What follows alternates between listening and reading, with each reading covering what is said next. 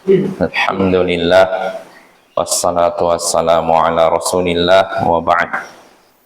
Ayohal ikhwah, azzani wa azzakumullah. Kita lanjutkan pembacaan Al-Adabul Mufrad.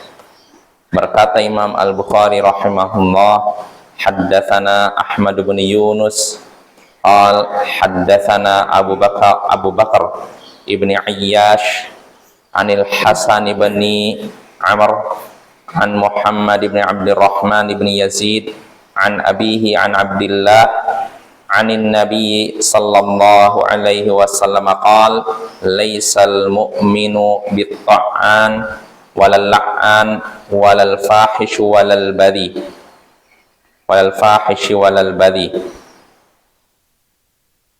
telah menceritakan kepada kami Ahmad bin Yunus.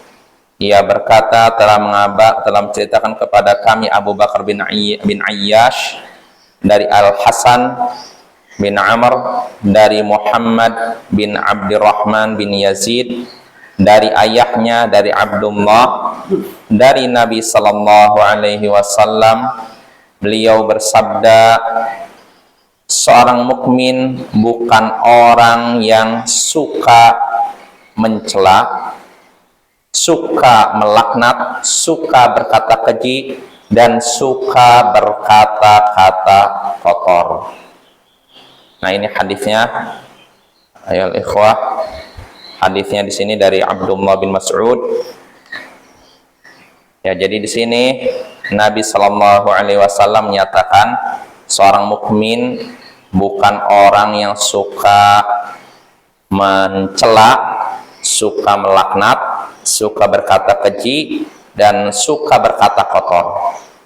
Nah, ini insya Allah hadisnya maknanya jelas. Pertama, suka mencela, maksudnya dia suka mencela orang lain dengan fitnah, misalkan ghibah dan semacamnya. Ini pertama. Yang kedua, seorang mukmin bukan orang yang suka melaknat. Dan kita sudah bahas melaknat artinya berdoa kepada Allah agar menjauhkan seseorang dari rahmat Allah. Semoga Allah melaknatnya, atau laknat Allah kepada dia, mal'un. Nah, misalkan, ya mal'un, wahai orang yang terlaknat. Maksudnya terlaknat oleh Allah. Nah, ini namanya melaknat. Ya, artinya apa? Semoga engkau dijauhkan dari rahmat Allah. Lalu Nabi menyatakan, dan seorang mukmin bukan orang yang al-fahish, orang yang suka berkata keji. Orang yang berkata keji artinya dia perbuatan buruknya sangat parah, ya, bukan sekedar buruk, sangat buruk istilahnya. Biasanya ini orang-orang yang perkataan keji, biasanya perkataan yang muncul ketika seorang lagi emosi. Nah, orang lagi emosi biasanya gimana? Kata-kata yang keluar biasanya nggak bisa dikontrol. Nah, itulah. Dan itu seorang mungkin nggak seperti itu. Kalau ketika dia marah, dia tahan lisannya, jangan sampai dia mengucapkan kata-kata keji. Lalu berikutnya, seorang mukmin juga bukan orang yang suka berkata-kata kotor. Sebenarnya al-fahish sama al-badhi mirip. Nah, al-badhi bisa diterjemahkan kata-kata kotor, fahish berkata keji. Kedua-duanya mirip sebenarnya.